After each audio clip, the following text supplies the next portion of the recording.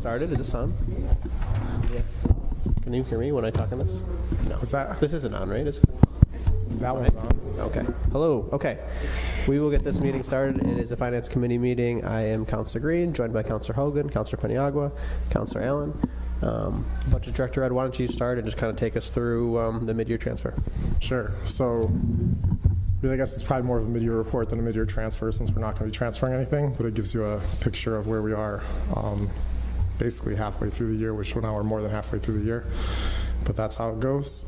I'm thinking that it makes the most sense just to kind of like walk through the topics outlined in the memo and just kind of like explicitly talk through them. Is that okay with you? Okay. So basically we take the first half of the year spending, sometimes 7 months depending on what it is, and we project it out for the rest of the year.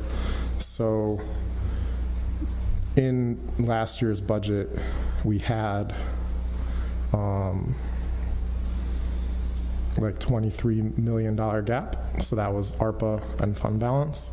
So it was 16.7 million of ARPA and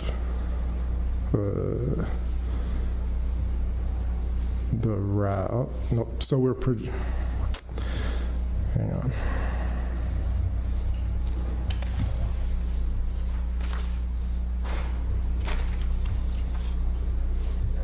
I'm just going to read parts of it and then talk through because I think that was what I was doing in my head earlier today that worked really well.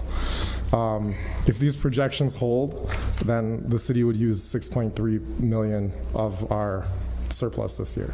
So right now our fund balance, our surplus is healthy. So at the end of the 22 close, we're going to be around 119 million.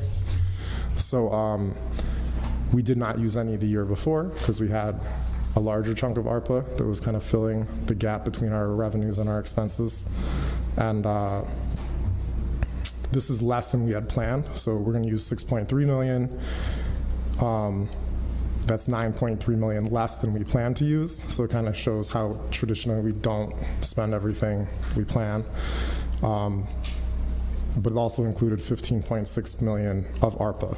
So altogether, that's the structural gap for this year is estimated to be 23 million. So that the main issue is that historically our revenues grow slower than our expenses. So when you start with the $23 million like real gap, it means we have to kind of like start pinching to have the expenses slow down and also start pushing to have the revenues go faster than normal. And that's where I feel like 3 weeks ago we were in a different, when I submitted this, it was a little more uncertainty around the upcoming budget. Now we're almost ready for the budget to start. So I have a bit more sense, but I think this kind of laid the framework for that. So I think this is important context for the council to be thinking about as we get the new budget. So in general, like one of my points that I have outlined here is the total departmental expenses are projected to be 162 million. So that's 7.4 million less than the budget of 169 million. That kind of shows how we don't always spend everything. And this is going to come up in the upcoming budget because we end up doing like a vacancy rate in the new budget to help rein in expenses. So essentially what the new budget will have is it like takes this kind of like, I don't want to say cushion, but it takes you plan for a full year of cost and there's turnover, so some of them aren't there, and it basically takes some of it up front. But basically each of the last few years we've had probably about this 7 million in mostly vacancy funds.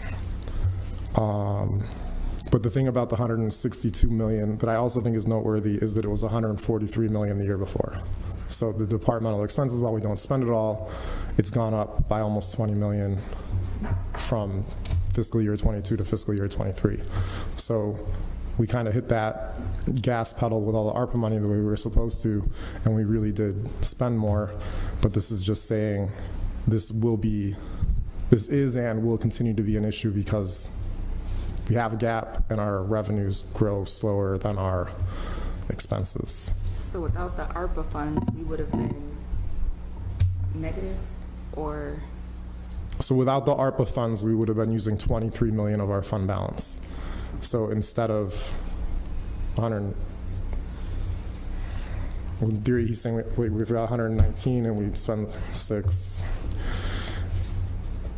For simplicity, we would be spending, we'd be burning through our fund balance faster, but we haven't really had to do that yet. But because of the gap, we could do it really quick if we're not careful. But we were reimbursed administratively for ARPA programs and projects and staff and all of that, right? We were reimbursed. Like, wasn't there an administrative fee that we got for using ARPA money? So we do have an ARPA admin claim that we haven't really, I don't think, booked yet, but we have the ability to charge it from the council.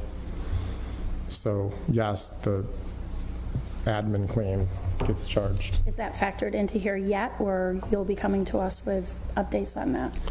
So largely the ARPA, I think it's healthy to think of it as a separate pot of money. So it's 123 million, although we did put 22 million of it kind of a year ago into our budget to just support the general budget. And then we put 16 million of it into our general budget in 23. But the rest of the ARPA money is really kind of outside of that. So that I think it was 4 million in admin that we had is like outside of what went to the budget directly. It would be in that pot of money that's still in the ARPA money at this moment. So when you're talking about that gap between revenue and expenses, right?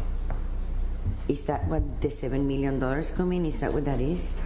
Or is it So basically our, we're gonna use, so the 7 million is how much we underspent.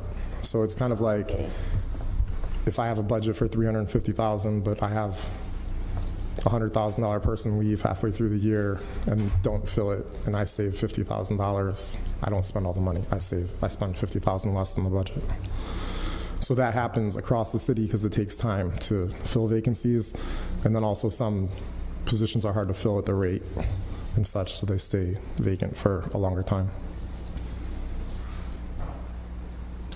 so mostly paper entries? What do you mean by mostly paper? Well, you know, I mean, if we don't fill the positions, you know, so then that's just money we didn't use. Yeah. So it's just money extra money we didn't spend that we planned for. Anyways, and kind of because of the underspending across all the departments, there's no department that has a problem right now and needs to transfer. From there, it just goes into the special objects. So the most noteworthy item in this that's kind of an outlier is the AXA garage settlement, because it counts as both expenses and revenue, so it kind of makes it look like we overspent the budget and overdid the revenues, but really we're much more in line. It's just that was a one-time unplanned thing.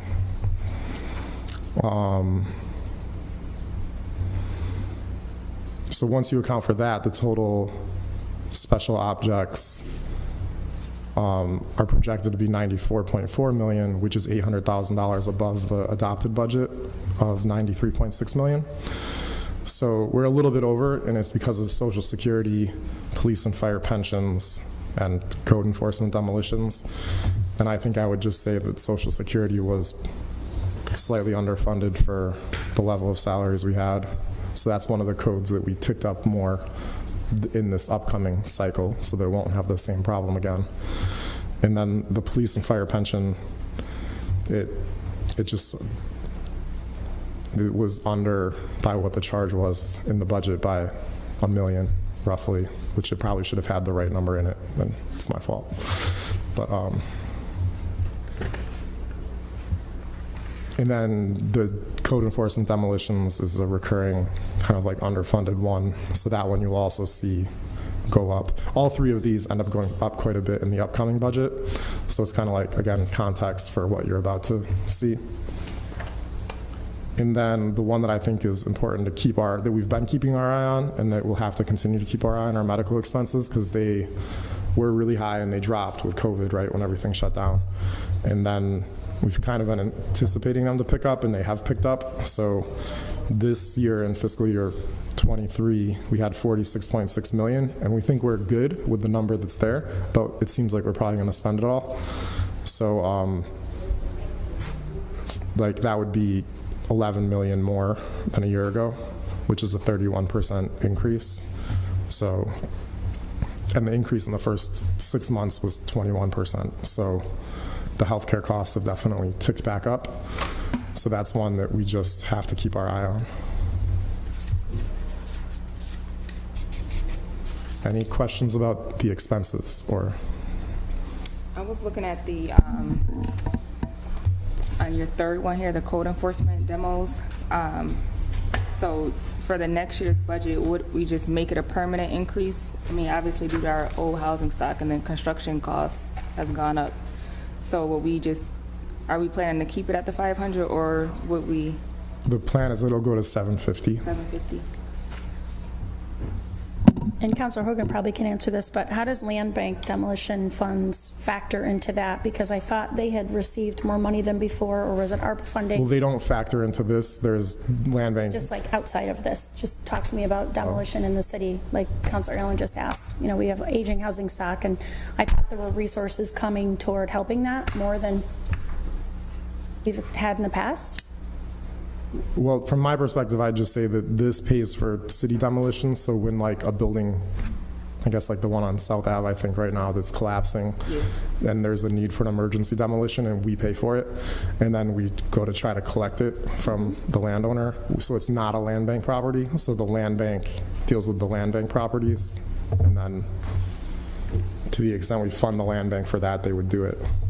Yeah, the land bank grabs money from all sorts of different streams to try to demolish houses and things like that. But I think this goes to the maybe a more global strategic issue in as much as, and Frank and I talk about this, but essentially we're going to have to like come up with a plan. And Tim, you bear this out with me. We're going to have to come up with a plan. What priorities do we stress in next year's budget that actually have a tendency and maybe propensity to like increase our revenue? Clearing land for one, new housing for one, things like that. So how do we get to that point? I mean, you know, during the pandemic, we talked about, you know, we all met together and we dealt with the pandemic and the financial thing. But I think we're going to have a strategic plan going forward because this structural deficit's not going to go away. So we have to like somehow abate that.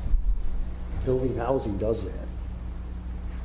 Got 3 fires in the first district in the last couple of months that all need demos, so, I mean, But it's that's rampant. property that becomes available for new Exactly. housing. So, Exactly. But we have to take care of that first, right? Fund it first. yeah, that's right. Clear it. All that, just like Councilor Allen said, you know, all that distressed housing, we clear it and then we're trying to re-subdivide in order to have property to build new housing. So Any comments? Frank, you want to say anything? It's like, no. Frank, Brad? I mean, I think we got to have some sort of strategic. Frank, you want to wait till we go through the revenues, and then I feel like it all ties together. But Yeah, I was just going to say, I think You have to get up there and say that. I didn't want to shout from the gallery, but I think we should probably wait. Thank you. I love when he freestyles, though. It's always good. Okay, the revenue. So this is basically what we already know, but the 3 largest revenues, so kind of the bottom of the second page, the 3 largest revenue sources, we have our sales tax, state aid, and property taxes. So sales tax is doing really great, right? It's up 6.1% in the most recent period quarter that was completed before this report. There'll probably be another one coming out pretty soon, I would imagine, that we'll have to take a look at. But it's projected to be almost 116 million in fiscal year 23, which is almost 4 million more than the 112 million we budgeted. So that's good. And that's $7.6 million more than a year ago. So I guess the opposite is to keep in mind that it was just 85 million 2 years ago. So it's grown a lot. So how sensitive that would be to an economic downturn is an open question. So this is also something that we're highly reliant on, that we have to keep our eye on. And if there is a quarter where it dips substantially, we probably have to take action proactively at that point. Any questions on sales tax? Just to go off of Councilor Hogan's point, but I think we think of housing as a property tax issue, but it's also a sales tax issue. To the extent that we build a lot more housing throughout the entire county, those people spend money in sales tax, and that's what's going to drive this. So that's going to be such a key component of the finance of the city going forward is, are you going to be able to build new apartments in central New York? Because those people are going to drive the sales tax numbers. And we're going to have a new need for new housing, obviously, down the road, just to get to that point, you know? So the next one is AIM-AID. So this is really the issue that keeps our revenues being a problem because AIM-AID has stayed the same. So it's our second biggest source, but it never changes, or at least it hasn't changed in 15 years. So that means that sales tax and property tax and everything else has to grow even more to try to keep up with expenses. So property taxes have basically been constant, but having the roll go up. So that's been growing most recently.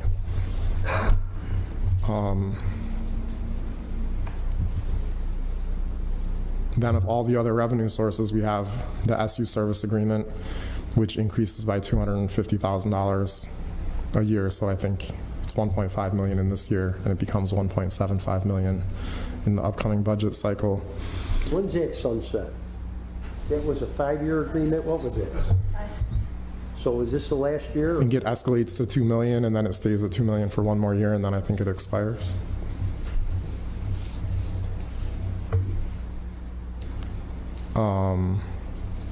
The parking tickets are slightly under budget, so 2.5 million compared to 3 million. That's 7% more than it was a year before, but it's still down kind of overall. But doing better than, for example, the garage revenue, which is 2 items down. The garages are projected to be 2 million, which is $1 million under budget. It's 400,000 less than was collected the year before, so it's continuing to go down. So. About parking tickets, does that mean that people are just more compliant and they've learned from their past mistakes, or what do we think that's attributed to? I think it means that people are working from home more and not coming downtown Is this the amount of, so when you say parking tickets, this is what, like, we issued out, or is this actually what people paid? Because like on the books, I'm assuming you have like. I think this is what was paid, but I think what was issued would be higher. Right. So if we could get everybody to pay, then it'll probably, is it like double? Like how much you know what I mean? Like how much are we missing out on by people not paying? Do you guys know? I don't know the answer offhand. It'd probably be a good question for the Parking Ticket Bureau. Okay. Is that what we're calling it? I can save that for the budget hearing. There's certainly a funnel where it tapers off.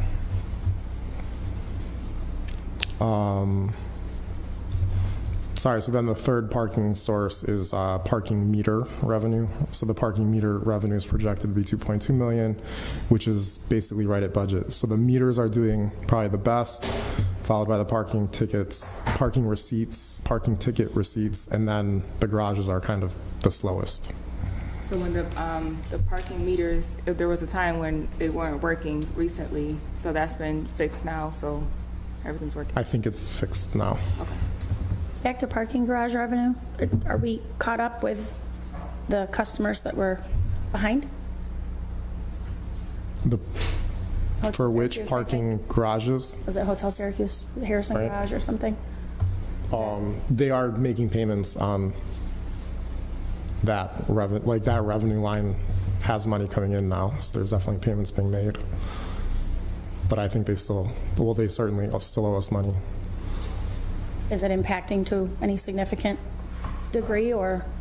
Yeah, that would be one factor. I think the parking revenue is down across the garages, but certainly that garage, until recently, was down.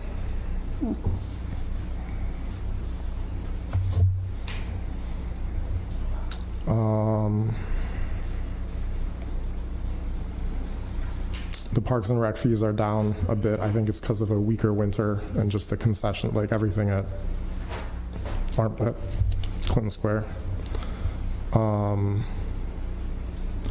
One thing that's noteworthy that's up is our interest on deposits. So kind of relative, you heard about this in the meeting last week, but we're getting like 3.5, maybe 4 million on interest on our deposits.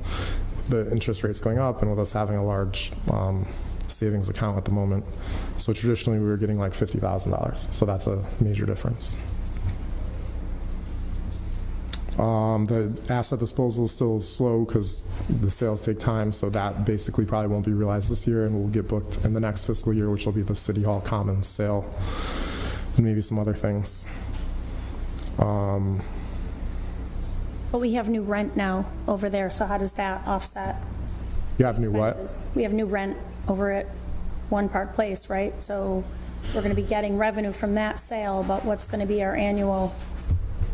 Yeah, there's a special object in, well, there was one in the current budget, and then there's one in the upcoming budget for leases, and that would basically pay for that. And I think the lease is roughly $440,000 for the upcoming year.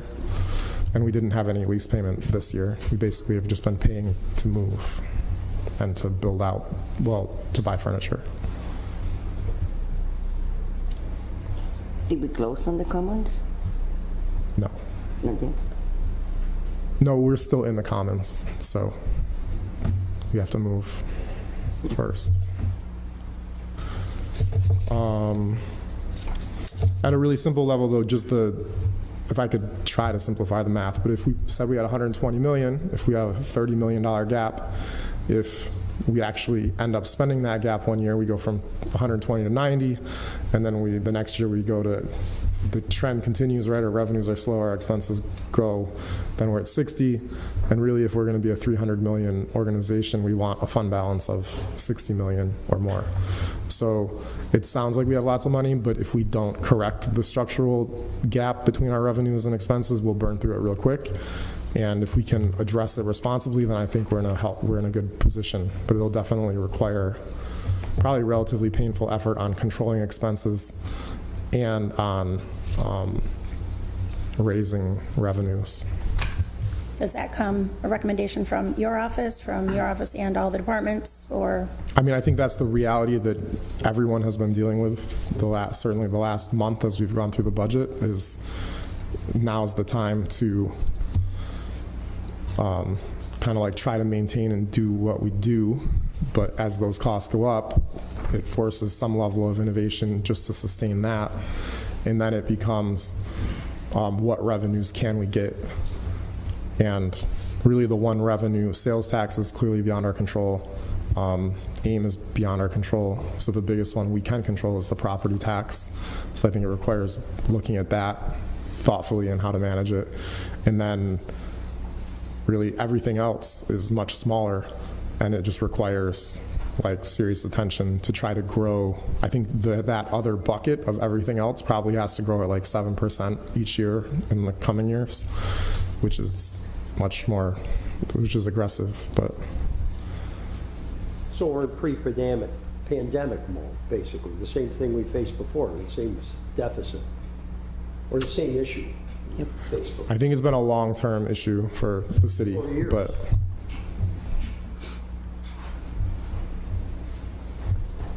Frank, any? Come on, Frank, coach. Give us the winning plan here for structural deficit. So I think this is our last year that we can rely on the fund and ARPA to the extent that we are, and have been. We had the structural deficit down to somewhere around $6 million just before the pandemic, and we made some investments last year. This year, I think you'll see in the new budget that Tim has really guided us to hold the line on new expenses, and revenues, I think, have pretty well settled into what they're going to be, at least the recurring revenue. So, you know, the number, is the structural deficit 30 million? It probably isn't that high, but it's certainly 20 million. So to your point, you know, Counselor, and to Tim's point, it's that other revenue line. It's, you know, we can move property taxes to some extent, and the market is moving property taxes to some extent, which is great. You're going to see some benefit from that in the fiscal year 24 budget, but it's not enough.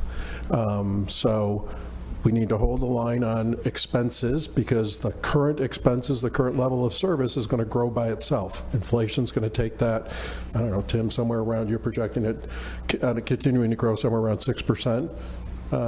Which ones? Current expenses? Oh, expenses? Yeah.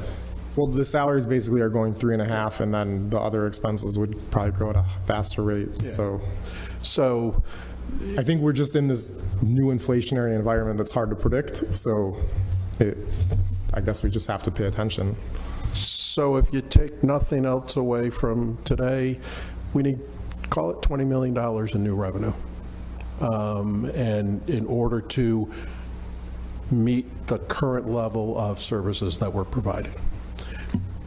So could be expense savings, but I don't think we're going to find $20 million in expense savings. It's hard to find 20 million too. So the 20 million is a lot of money. 123 ARPA money that we got, wasn't the number one goal to create revenue generating things? I would say it was the number one goal, but it was certainly one of the primary goals. And I think that a number of the investments that we made will have long-term revenue to the, you know, even housing, for example. I mean, yes, the property tax or the sales tax that you get from new housing build is great, but the property taxes tend to be it tends to be a multi-year payback. We need to find some recurring other revenue that has a more short-term return. So we have to create that, or it's out there somewhere that we need to enhance it, or? I think we need to, sure, we can enhance it, but I think we need to create it. The county has the ability to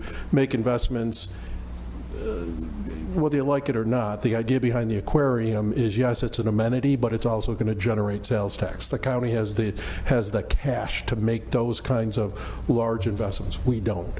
So we can't move sales tax the way the county does. So I think the answer to your question, Councilor, is we need to look for some new sources of revenue. So I think Jen Tift is the one who's in charge of ARPA overall, right, with Yes. evaluating and Yep. submitting all the reports and Yep, accountability. correct. So are we going to get any kind of a report coming up soon to see where we are as far as the money we've spent? What is a potential for revenue growth?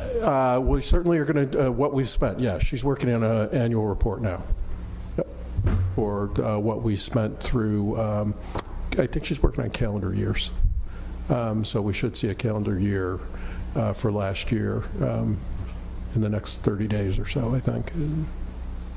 Because like paving roads, which I know is really important, and I'm a big fan. I know we used some ARPA monies to do that in the sidewalk program. We used a lot of ARPA money to as the feds intended it, to plug holes in infrastructure and to do things like, you know, build a broadband network that you just approved and those kinds of things, which will have, they plug holes, will have a long-term return, but not immediate. Sorry, Councilor.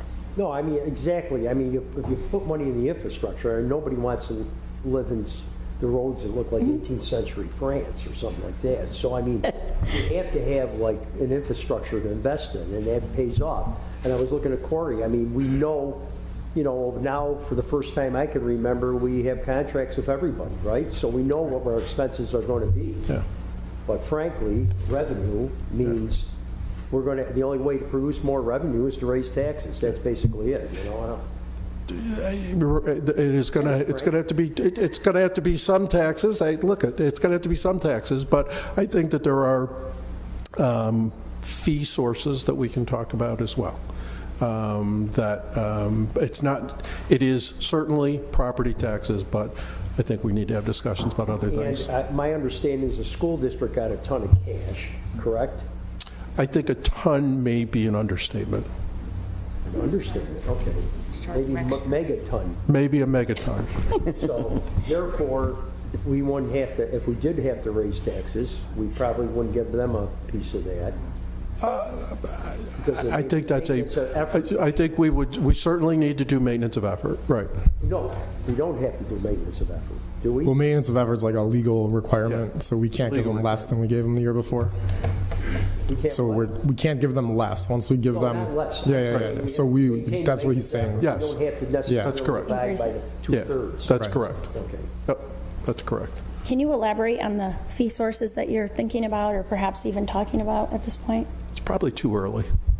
Is it to affect city residents only, or is it, It's probably too early. you can't just drop that bomb and just walk away? Yeah, I think we need to get through the budget. I think we all need to agree. The council needs to see the budget for the upcoming year. We need to agree on the structural deficit, and then we need to immediately start having serious conversations about that too. To the councilor's point, we sat down as a group, council and administration, as we went into the pandemic, and we found $23 million. It was painful. It was nothing that I ever want to repeat, but we figured it out together. And I think we need to do a similar effort around revenue. So we can pitch you, 10 ideas, 8 of which you'll hate, but 2 of which might land. And then we can work on those 2 together. So I think that the best time for that will be immediately after the budget, so starting April 11th. I think 2 things just to have in mind with the ARPA questions is there are a number of programs that are like funded on a 1-year basis with ARPA that I think people hope would be continuing Launch from there. forever. So there is probably another 5 or 6 million of things that would fade off of ARPA and be seeking a home in like the general fund. So that would just further put pressure on either saying no or saying no to something else to be able to do it. We didn't really have to deal with funding things that fell off of ARPA this year. Like in the upcoming budget, we kind of have avoided having to deal with that for another year. But eventually the ARPA money will be gone, and the programs will either stop or they will have to be paid for. And then just in the gap, so it was this $32 million gap that in practice is like a $23 million projected real gap at the moment, which is mostly the ARPA money. But so in the upcoming budget, so to go from 32 to like around 20, that's where I'm saying it's kind of painful for, I think departments have begun to understand they need to start reining it in and think about the way they're operating. So they're feeling it now. And then the revenues too, I think everybody's going to feel it in the revenues, because just going from 20 million, or going from 30 million gap to $20 million gap is a real effort, because 10 million is a lot of money. So, and then it will be probably even more effort a year from now to continue to make it close, to have like a $10, $15 million gap instead of a $20 million gap, because all the expenses will continue to grow and our revenues are less clear to grow. And like property tax doesn't grow unless we say pay more property taxes. So it never quite feels like growth, even when your house is worth more than it used to be. But yeah. So one recommendation I would have that will have to happen after I'm gone, but we should track our sales tax of what is spent in the city. That was something that came up like when we first started. The city obviously has the ability to collect our own sales tax, and the general consensus when we signed that agreement that I voted for was that we would do worse if we did it, but we don't really know that, and we don't have anyone tracking that, and that's something I think, given the scale of how much money it is, would be worth at least looking at. Because that was going back 20 years ago. That was the source of the negotiation between Mayor Minor and Joni Mahoney, because that triggers the county then having to share their share with the towns and villages. So it was something that the city has a ton of leverage on. And we should at least, future councilors should at least know going in what our number would be. I would agree with Councilor Green, we should study it, but reading that article about that big housing development on the lake out there in Cicero there, I just don't, I see a lot of, we get all this, I mean, sales tax is evenly, basically we get 25% of our portion of the sales tax. So we get sales tax money basically from anything that's built in the county, sort of. I think it's likely going to be the case that we get a better deal than if we collected ourselves, but for $112 million a year, we should be like, let's look into it. Yeah, I think you're right, we should look into it, but. Personally, I think the best argument to try to get more sales tax is that right now we're basically a quarter, the city's a quarter of the county, so they give us a quarter of the sales tax, but that doesn't really acknowledge that we're 55% tax exempt, and the county is like 85% taxable. So it seems like that's the, and those exemptions, like the properties that are not taxable, are regional assets, so clearly they are valuable for the people in the suburbs. It's total logic and politically probably not going to ever happen, but. Like the Justice Center and the penitentiary Well, going that's away, not- and then. But what, you're right, you're absolutely right. I think maybe, it's ludicrous that AIM hasn't gone up in 15 years. I mean, it's total, and especially with politically, municipalities, it doesn't seem like everybody's banded together and just made it a huge concern with our state representatives. Seems like if it was going to happen, it would have happened this year, but, that doesn't mean we should stop trying. Like we're totally ignored. Yeah, and particularly given the school district increase, and it's not to say the school district didn't deserve the increase, but the increase going to schools at that magnitude and not increasing AIM seems a little bit disparate. But just to be, Sally Sunshine again, sales tax, there's going to be a lot of pressure on sales tax in the next 2 years. There's the financial press is reporting this week that we could conceivably hit recessionary, what would traditionally be considered recessionary levels of unemployment in the next few months. So we hit 4.6, 4.8% unemployment.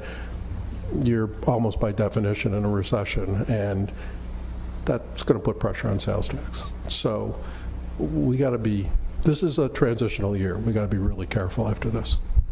So Sally Sunshine, devil's advocate, Yeah. Can we talk about the $29 million that we're getting for I'm Sally Sunshine. Sally? Yeah. Mhm. Yeah. Can we talk about the $29 million that Hochul gave us to demolish SDC and other monies that had that money come into our budget? Well, so I could take a crack at that one as a not totally familiar with the details of the project, but just thinking about the budget, we have the asset sales line as a revenue line. That's been $1 million that we've struggled to actually do. So I think the SDC project in theory probably makes it way more realistic that the asset sale line become a recurring, valuable line, because of the formula they have where they pay, Councilor Hogan, do you know, per unit. So if they bring 200 units on, we would get some. With the low-income tax credits and all that stuff, the new proposal, because that's a great point. Because the 29 makes it so that project's feasible, then they're going to pay us a fee, and then the fee would be in millions of dollars a year, most likely, And more if they sales tax did and what more they're people in the city saying. and more. Well, you got to, would that be an optimization of revenue? I mean, having a proposal, if it was all market rate up there, we'd garner more revenue from that place, right? Well, I'm not going to get into but the way it's set up now, I do think it makes it so we'll have asset sale revenue for multiple years into the future because of that project. Right, because the way the deal is structured right now, they pay us as they acquire the property. They acquire the property in sections. So as they build, they acquire the property. They're going to get pilot agreement, sales tax exemption, and all that other stuff. So, and we've also, at Councilor Green's request, we're in the process of filling the asset manager position, posted, and I think we have resumes.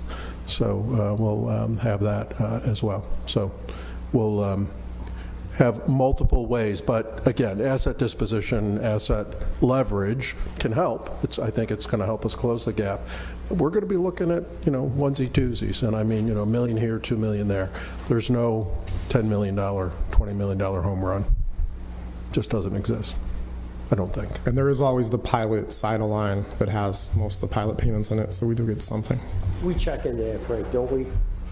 About pilots, I mean, we check to make sure that, you know, they're not still on a pilot if they're not supposed to be. Huh? What Brad does on week? That happened, where we let people be on pilots longer than the actual agreement. So, So one last question, kind of on my devil's advocate, SDC, 29 million for the demolition. So we get the AIM, 29 million, right? Yeah. So the AIM has stayed stagnant for years.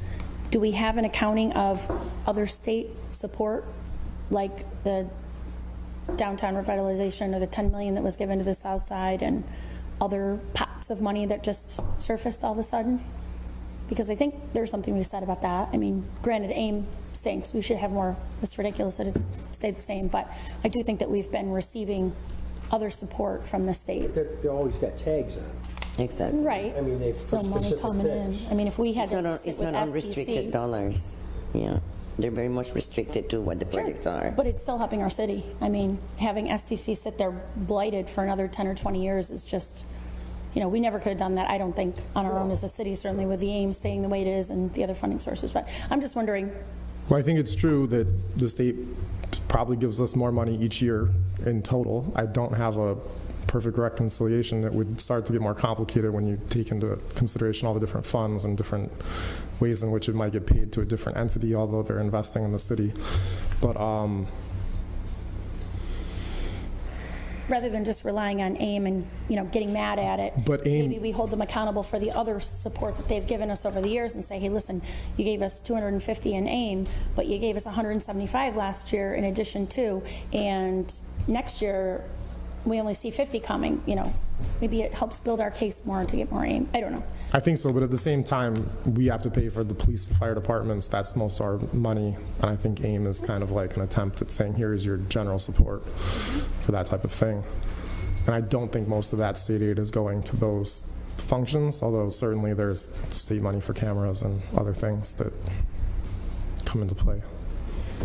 But yeah, AIM aid is nice because they let you spend it how you want. It's local determination. That's local. It's nuts.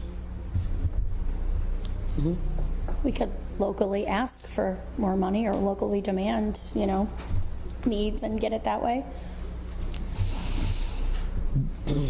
You're saying demand more specific things, or you're saying demand AIM? West. Yeah, just like the SDC, 29 million. How did we get that? You know, look back at what it well- took to Governor get was that. running for re-election. That's how. Well, hey, then there's something. In another 2 years, we can start barking up a tree about something else big that we need that we're not getting to. I mean, I don't oversee any of that, but I know that Greg does a whole legislative priorities things with all the departments where he puts it together, and the mayor courts the state to fund things. And I think that's how things like SDC happen. So I think that definitely happens. Okay, thanks. Any other questions? You know, this is pretty depressing, though. Thanks. You're welcome. Your sunshine isn't very bright, sir. 20 million. Anything else, Tim? No, I'm good. Thank you. Thank you all very much. Thank you.